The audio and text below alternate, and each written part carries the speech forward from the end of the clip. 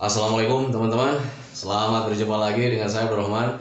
Dan masih tetap di channel Abdurrahman ya. Dan masih tetap juga mengupas tentang seputaran gangguan asam lambung, GERD, anestesitis, psikosomatis. Nah, di session kali ini saya akan mencoba menjelaskan tentang apakah betul 3P itu bisa menangani gangguan asam lambung, GERD, anestesitis, psikosomatis. Nah itu teman-teman ya. Nah bagi teman-teman yang masih penasaran apakah benar gitu teman-teman ya, metode 3P itu bisa menyembuhkan gangguan asam lambung, GERD, anestesitis, psikosomatis, tolong tonton videonya sampai habis, jangan skip. Semoga saja videonya itu bisa membuat pemahaman buat kalian. Semoga saja videonya itu bisa membuat pencerahan buat kalian, sehingga kalian itu bisa berpikir secara logika gitu teman-teman, dan kemudian bisa bertindak dengan wajar dan melakukan hal-hal yang mudah gitu teman-teman ya.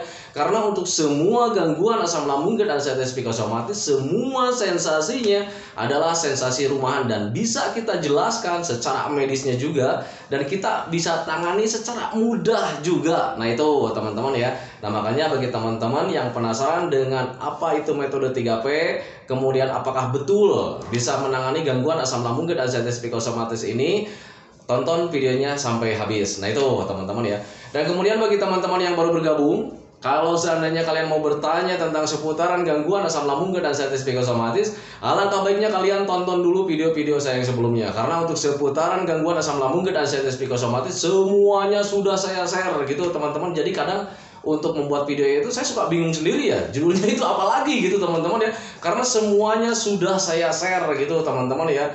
Termasuk cerita saya yang terkena gangguan asam lambung, GERD, anestesitis, psikosomatis selang beberapa tahun gitu teman-teman ya. Kemudian merasakan berbagai macam 1001 macam sensasi, itu sudah saya ceritakan juga, sudah saya share juga gitu teman-teman ya. Kemudian bagaimana cara menangani setiap sensasi yang hadir dari ujung rambut sampai ujung kaki, itu juga sudah saya share gitu teman-teman. Jadi untuk sensasi-sensasi asam lambung, kemudian bagaimana cara menanganinya, kemudian bagaimana cara mengeluarkan kecemasan, bagaimana cara meningkatkan imun tubuh juga gitu teman-teman ya, itu semuanya sudah saya share. Jadi rasanya sangat komplit sekali gitu. Nah itu teman-teman ya. Nah makanya alangkah baiknya sebelum bertanya, tonton dulu video-video saya yang sebelumnya.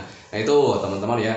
Nah kemudian bagi teman-teman yang baru bergabung juga, dimohon ya, kalau seandainya kalian belum subscribe videonya, tolong di subscribe juga teman-teman ya. Karena untuk subscribe itu tidak memerlukan biaya, tidak memerlukan pendaftaran. Jadi subscribe itu adalah hal yang sangat mudah sekali bagi teman-teman lakukan ya. Jadi dan gratis juga gitu teman-teman ya. Jadi kalian itu cukup memijit saja tulisan yang warna merah, tulisan subscribe. Biar kenapa? Jujur ya, biar videonya itu cepat berkembang dengan baik. Dan kalau seandainya videonya itu berkembang dengan baik, sudah barang tentu itu akan menambah semangat tersendiri buat saya untuk terus nge-share tentang seputaran gangguan asam lambung, GERD, anestesitis, psikosomatis terhadap kalian. Kemudian yang lebih pentingnya lagi, tekan juga tombol lonceng sama tombol like-nya ya, biar kalian itu dapat notifikasi atau pemberitahuan video saya yang terbaru. Karena saya itu akan terus nge-share tentang seputaran gangguan asam lambung, GERD, anestesitis, psikosomatis ini terhadap kalian, dengan tujuan semoga saja videonya itu menjadi wasilah atau jalan keluar bagi kalian yang sedang mengalami gangguan asam lambung, GERD, anestesitis, psikosomatis hingga membaik ya, apalagi sampai sembuh total. Amin ya rabbal alamin. Ya minimal hanya memberikan motivasi saja, atau lebih minimalnya lagi hanya sekedar menemani kalian yang sekarang sedang merasakan tidak nyamannya dari gangguan asam lambung, GERD, anestesitis, psikosomatis. Nah itu teman-teman ya. Nah kembali lagi ke topik utama teman-teman ya. Jadi untuk orang-orang yang terkena gangguan asam lambung, GERD, anestesitis, psikosomatis, masih banyak sekali keraguan ya. Keraguan itu yang namanya dengan 3P teman-teman ya. Nah itu apakah benar nih 3P itu bisa memulihkan gangguan asam lambung, GERD, anestesitis, psikosomatis? Apakah benar gitu ya 3P itu bisa bisa menghindari kita dari gangguan asam lambung, GERD, anestesitis, psikosomatis? Nah itu teman-teman ya. Nah sebelum kalian mengetahui apakah bisa tidaknya 3P itu menangani gangguan asam lambung, GERD, anestesitis, psikosomatis, sebaiknya kalian cari tahu dulu penyebab kalian terkena gangguan asam lambung, GERD, anestesitis, psikosomatis. Nah itu teman-teman ya. Biasanya orang-orang yang terkena gangguan asam lambung, GERD, anestesitis, psikosomatis itu biasanya kalau misal kita lihat dari 3P itu ya, yang pertama itu 3P dulu gitu ya. 3P itu pola makan, pola hidup, kemudian pola pikir. Nah itu 3P-nya ya teman-teman ya. Nah sekarang kita kembali lagi ya. Biasanya untuk orang-orang yang terkena gangguan asam lambung dan anxiety psikosomatis ketika yang pertama di pola makan. Dulu sebelum terkena gangguan asam lambung dan anxiety psikosomatis, apakah pola makan kalian itu berantakan atau tidak? Coba ingat-ingat ya.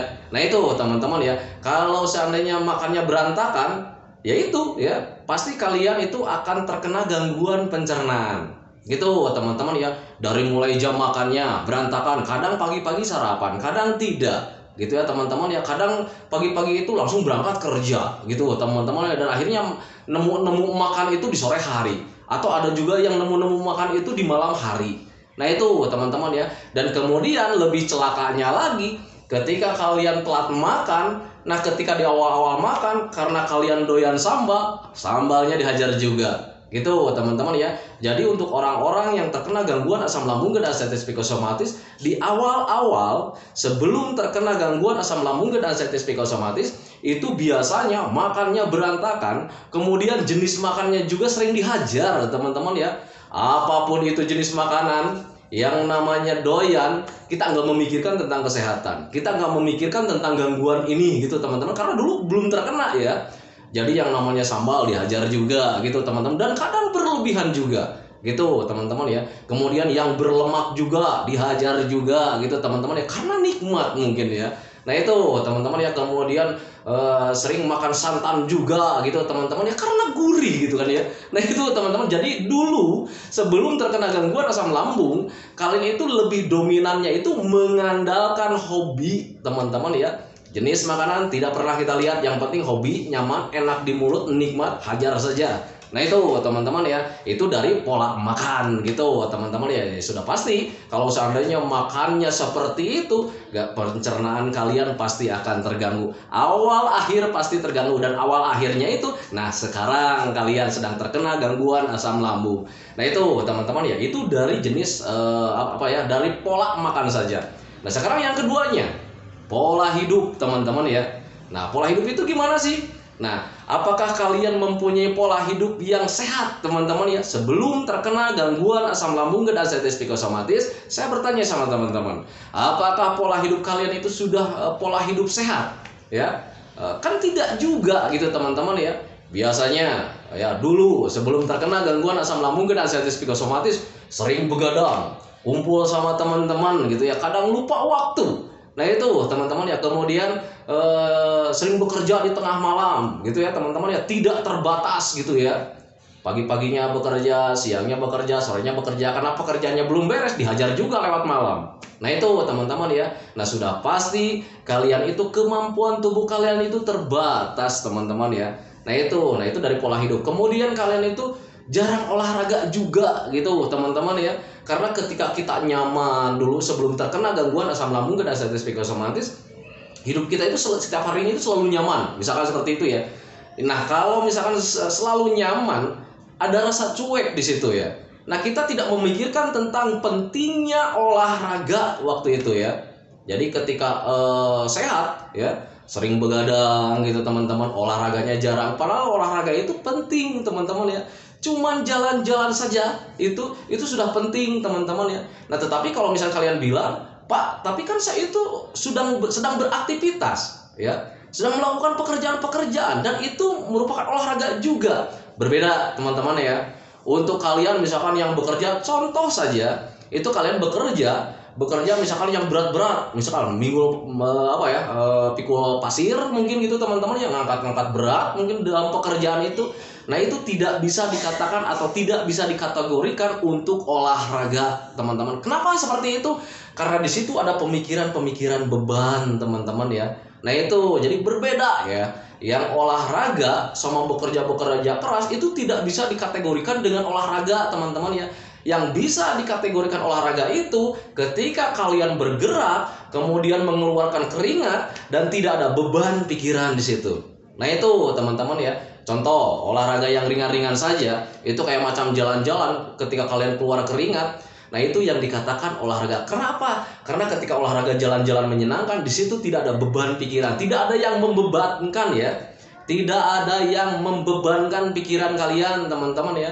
Nah itu berbeda dengan pekerjaan. Kalau seandainya kita borong ya, borong pikul pasir mungkin ya, di situ ada beban pikiran, pengen cepat-cepat beres gitu ya, biar cepat dapat uang gitu teman-teman ya. Nah di situ ada beban pikiran teman-teman ya. Nah itu, tapi berbeda ketika kalian olahraga, walaupun misalkan olahraganya olahraga berat, angkat besi kayak macam begitu, di situ tidak ada beban pikiran. Kita itu press, karena apa? Karena ada tujuan yang menyenangkan, ya. Nah itu teman-teman. Kemudian ada yang dilihat juga yang menyenangkan. Nah itu berbeda ketika kalian melihat pekerjaan itu ada beban pikiran teman-teman ya. Nah itu contoh, walaupun misalnya pekerjaannya ringan, cuman ngetik doang misalkan gitu ya, tetapi di situ ada beban pikiran teman-teman ya.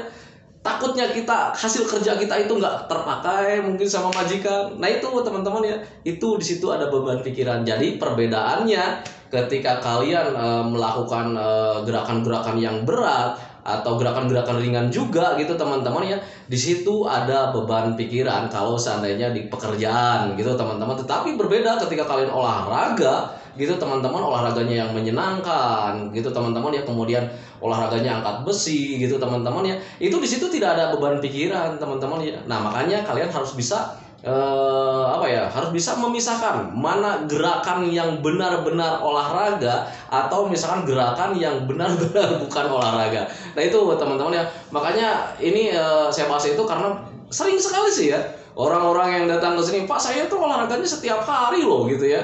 Jadi kayak macam nyapu halaman gitu ya, kemudian nyuci piring juga gitu ya, kemudian nyuci pakaian, kemudian apalagi saya itu kerjanya itu berat teman-teman ya, bilangnya gitu ya, kerjanya berat, mikul-mikul pasir kayak macam gitu kan, itu juga olahraga. Beda teman-teman ya, itu ada beban pikiran di situ ya. Nah itu teman-teman, berbeda ketika kalian olahraga biasa. Tetapi kalau misalkan di olahraga biasa itu walaupun misalkan bebannya beban berat ya, beban-beban berat, tetapi di situ tidak ada beban pikiran. Nah itu gitu teman-teman, harus bisa memisahkan mana benar-benar olahraga, mana bukan olahraga. Nah itu teman-teman, itu dari pola hidupnya gitu teman-teman ya. Nah untuk orang-orang yang terkena gangguan asam lambung dan anxiety psikosomatis memang seperti itu ya. Di awal-awal sebelum terkena itu pola makannya berantakan, kemudian pola hidupnya juga berantakan. Sering begadang, kemudian jarang olahraga juga, sudah pasti itu ya, karena memang kita dulunya cueknya itu sangat tinggi, dan jadi waktu itu sangat menikmati kehidupan kita teman-teman ya. Dan padahal waktu itu menikmati kehidupan itu ya nggak benar juga gitu teman-teman, salah itu programnya ya, atau apa yang kita lakukan waktu itu memang salah gitu teman-teman ya. Nah itu dari pola hidupnya gitu teman-teman ya. Nah kemudian sekarang itu yang ketiganya, pola pikir teman-teman ya. Dulu sebelum terkena gangguan asam lambung dan anxiety psikosomatis, kita tuh selalu berpikir panjang lebar gitu teman-teman ya. Jadi fokusnya itu pengen yang terbaik gitu teman-teman. Apapun permasalahan sekecil apapun selalu dipikirkan dengan keras teman-teman ya. Nah itu teman-teman, tetapi waktu itu belum terkena gangguan asam lambung dan anxiety psikosomatis. Dan ketika kalian melakukan seperti itu terus, akhirnya ada beban pikiran teman-teman ya. Dari situ ya, psikis kita nih mulai agak-agak sakit kepala. Nah itu yang dikatakan dengan stres gitu teman-teman ya. Ototnya menegang juga gitu teman-teman, itu dari beban pikiran. Nah tetapi Pak, apa hubungannya sekarang dengan mempunyai rasa kecemasan? Nah gitu kan ya pertanyaannya. Nah itu, jadi ketika kalian sekarang biasanya lebih dominannya itu ke beban pikiran penyakit teman-teman. Kalau dulu sebelum terkena gangguan asam lambung dan anxiety psikosomatis, kalian mungkin bebannya itu beban pekerjaan mungkin ya. Nah sekarang lebih dominannya itu di penyakit, di keadaan diri sendiri. Nah itu teman-teman, dan ketika kalian 3P-nya itu hancur berantakan, ya sudah pasti sekarang nih kalian terkena gangguan asam lambung dan anxiety psikosomatis. Mungkin dulu pola makannya berantakan, pola hidupnya berantakan, kemudian pola pikirnya juga berantakan. Selalu memikirkan hal sepele pun selalu dipikirkan dengan keras, dengan kencang. Nah sekarang ya, itu kalian terkena gangguan asam lambung dan anxiety psikosomatis. Nah itu, jadi penyebab gangguan asam lambung dan anxiety psikosomatis itu di awal-awal itu karena 3P kalian itu berantakan teman-teman ya. Nah sekarang kembalikan lagi pertanyaannya, apakah 3P itu bisa menangani gangguan asam lambung dan anxiety psikosomatis? Ya sudah pasti teman-teman ya, jawaban saya sudah pasti seperti itu gitu teman-teman ya. Karena kalau misalnya kita lihat penyebabnya di awal-awal, memang itu yang terganggu. Ya, nah gitu. Jadi makanya ketika kalian bertanya, apakah benar 3P itu bisa memulihkan gangguan asam lambung dan ansiedis psikosomatis? Bisa, teman-teman ya. Kita kembalikan saja lagi 3P-nya. Gitu, teman-teman. Jadi kayak macam pola makan, dari jam makannya kita tetapkan saja gitu, teman-teman ya. Kemudian jenis makanannya kita jaga gitu, teman-teman. Biar pencernaannya itu tetap membaik, teman-teman ya. Nah, itu gitu ya. Nah, itu untuk dari pola makan. Jam makannya kita jaga, kemudian jenis makanannya kita jaga. Gitu teman-teman ya. Nah kemudian dari pola hidup ya, kembalikan lagi pola hidup kalian itu menjadi pola hidup yang sehat teman-teman ya. Hiduplah kalian itu kayak macam orang-orang sehat teman-teman ya. Istirahat di malam hari kalian harus cukup gitu teman-teman. Stop untuk begadang-begadang. Nah itu teman-teman. Tetapi Pak, untuk tidur sangat sulit sekali. Memang untuk gangguan asam lambung dan ansiedis psikosomatis, untuk tertidur itu sangat sulit sekali, karena ketika tidur itu pikirannya itu selalu melayang-layang, selalu berangan-angan, selalu memikirkan hal-hal yang tidak baik. Nah itu teman-teman, itu pemicunya gitu teman-teman. Nah untuk kalian yang terkena gangguan asam lambung dan ansiedis psikosomatis, ayo kembalikan lagi ya pola tidurnya. Walaupun misalkan sulit, paksakan saja gimana caranya supaya tidur itu kalian itu lebih cepat. Nah itu teman-teman ya, itu dari pola hidup ya. Kemudian olahraganya juga sama ya, dari pola hidupnya itu ada olahraganya juga. Olahragalah kalian ya, mulai dari sekarang itu olahraga. Stop merasa-rasakan gitu teman-teman ya. Yang penting kalian sudah tahu bahwa gangguan asam lambung dan ansiedis psikosomatis itu tidak berbahaya. Jadi sebaiknya kalau misalnya di pagi hari itu ketika ada matahari keluar, kalian cukup jalan-jalan saja, olahraga. Dan olahraga itu, jalan-jalan itu ringan, tidak memakai biaya teman-teman, dan efeknya sangat besar sekali teman-teman ya. Selain untuk olahraga, kitanya tenaganya terlatih lagi, dapat lagi, tambah lagi kalau misalnya olahraga jalan-jalan ringan itu, ya, pikiran kita itu menjadi fresh teman-teman. Untuk mata juga sama ya, bisa agak bisa agak bersinar gitu ya. Penglihatannya itu bisa agak jelas. Kenapa seperti itu? Ya karena untuk gangguan asam lambung dan ansiedis psikosomatis lebih dominan itu sering berdiam diri di rumah gitu teman-teman. Pandangannya itu mentok tembok, mentok tembok, mentok tembok gitu teman-teman ya. Nah tetapi berbeda ketika lu keluar, kita itu menjadi pandangannya itu menjadi luas. Mata kita itu tambah memicing sedikit ya. Nah memicing sedikit seperti ini. Nah itu bisa bisa memperjelas pandangan kita teman-teman ya. Nah biasanya untuk orang-orang yang terkena gangguan asam lambung dan ansiedis psikosomatis jarang keluar, itu pandangan itu sudah terbiasa ya, sudah terbiasa dekat gitu teman-teman. Apalagi sering nonton-nonton HP, nonton-nonton TV teman-teman ya, nonton-nonton laptop misalkan seperti itu pandangan sudah biasa terlatih dengan jarak dekat teman-teman ya. Tetapi berbeda ketika kalian sering jalan-jalan keluar, kita mulai biasakan lagi melihat itu ke arah-arah yang jauh teman-teman ya, pandangan yang jauh. Nanti kalian itu akan terbiasa lagi, dan kemudian kita itu melihat itu agak nyaman. Nah itu teman-teman ya, soalnya berbeda lah. Ketika waktu dulu saya saat terkena gangguan asam lambung dan ansiedis psikosomatis, ketika sering berdiam diri di rumah, karena sudah terbiasa ya pandangannya dekat gitu ya. Ketika keluar itu melihat pandangan yang luas itu agak buram juga teman-teman ya. Nah itu dulu juga saya pernah cemaskan itu. Kenapa ini mata buram gitu ya? Pandangan itu nggak jelas gitu teman-teman ya. Banyak sekali kayak macam di mata itu kalau misalnya melihat keluar itu kayak macam ada benang-benang gitu ya. Di pandangan itu ada benang-benang kayak macam begitulah. Nah itu teman-teman, karena itu waktu itu terbiasa dengan pandangan yang dekat. Nah itu teman-teman ya. Nah karena sering keluar, sering jalan-jalan ya, jalan-jalan menyenangkan, akhirnya tanpa disadari waktu itu saya sering melihat ke pandangan yang jauh teman-teman ya. Dan tanpa disadari untuk pandangan-pandangan buram itu hilang dengan sendirinya teman-teman. Yang benang sering kelihatan di pandangan itu tidak ada teman-teman ya. Nah itu teman-teman ya. Jadi ketika bukan menonton ya, ketika kita melihat jarak jauh itu, dengan apalagi dengan ada sinar di luar yang agak terang gitu teman-teman ya, itu di bayangan di mata itu kayak macam benang ya, kayak macam benang, kemudian kayak macam ada binatang hidup yang sering berterbangan gitu teman-teman ya. Nah itu teman-teman ya. Nah tetapi ketika dibiasakan sering keluar, itu pandangan-pandangan yang kayak macam begitu, bayangan-bayangan kayak macam begitu hilang dengan sendirinya teman-teman ya. Nah makanya bagi teman-teman yang sekarang terkena gangguan asam lambung dan ansiedis psikosomatis, selain kalian harus menjaga pola makannya, ayo pola hidupnya juga dijaga teman-teman ya. Pola hidupnya juga dijaga gitu teman-teman ya. Dari mulai istirahatnya kalian harus cukup. Kemudian ya tidurnya di malam hari ya. Tidurnya di malam hari minimal 8 jam kalau yang belum pulih benar gitu teman-teman ya. Itu harus cukup tidurnya, karena kualitas seseorang di siang hari itu tergantung daripada tidurnya di malam hari gitu teman-teman. Kita berpikir secara logika saja ya.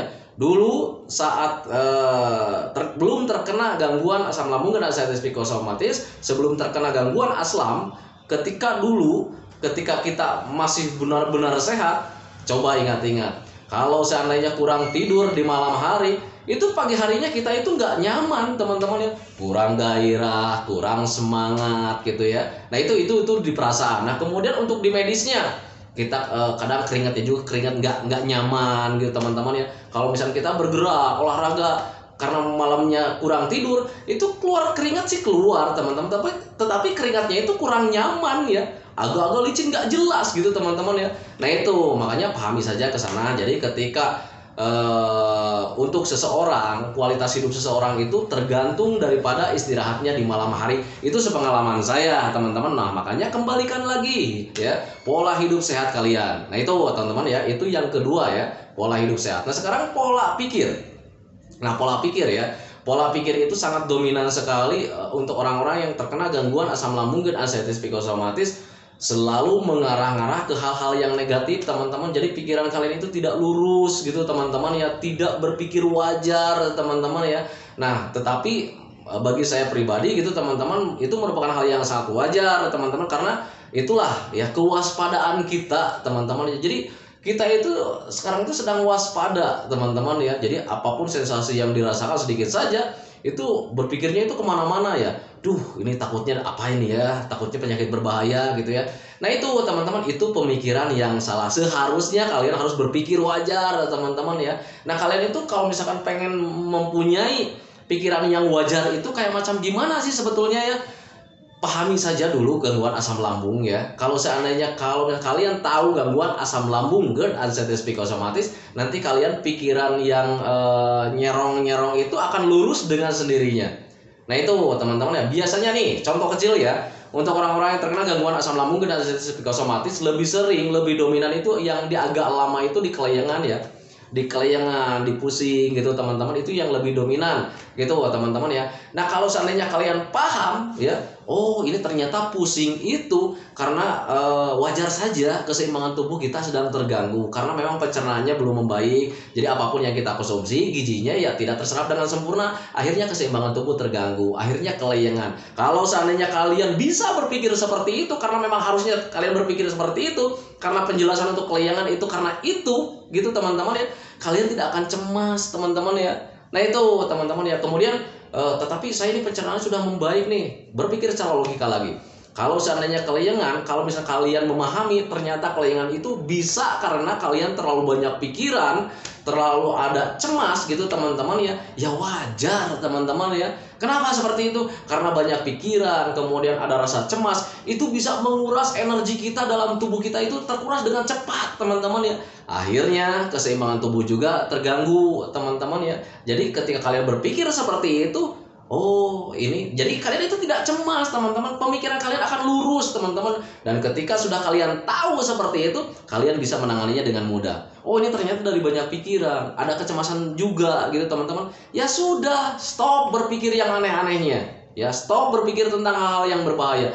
Biar kalian itu rasa cemasnya tidak hadir teman-teman. Kenapa bisa tidak hadir? Karena rasa cemas hadirnya biasanya lebih dominan hasil dari pemikiran kalian yang selalu berpikir tentang negatif. Biasanya pikiran-pikiran itu ke arah-arah kematian, ke arah-arah penyakit yang berbahaya, ke arah-arah yang menakutkan.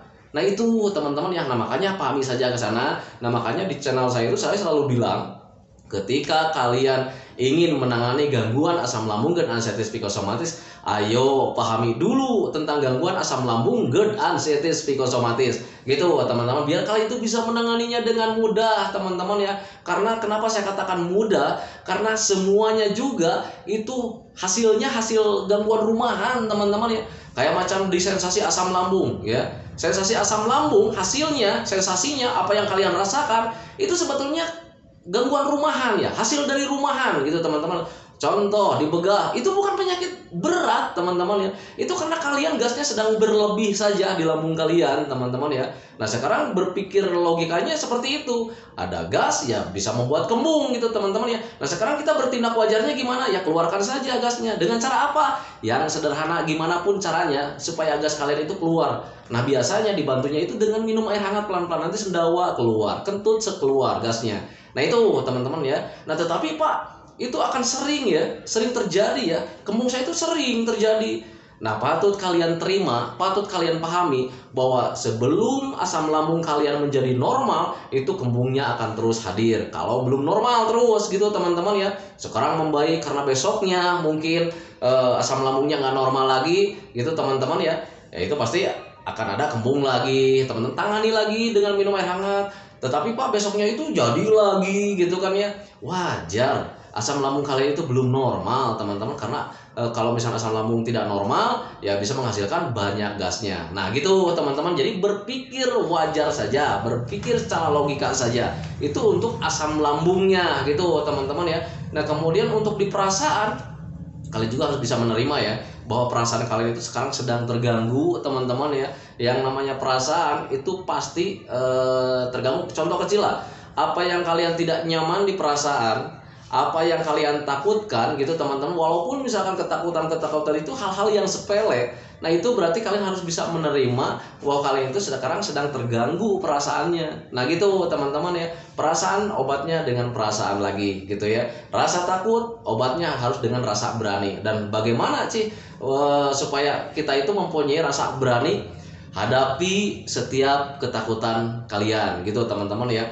Takut jalan-jalan karena kita berpikir tentang nanti di jalan-jalan takut mati, takut lemas lagi. Stop berpikir tentang nanti di jalan bakalan mati, karena memang tidak akan mati gitu teman-teman ya.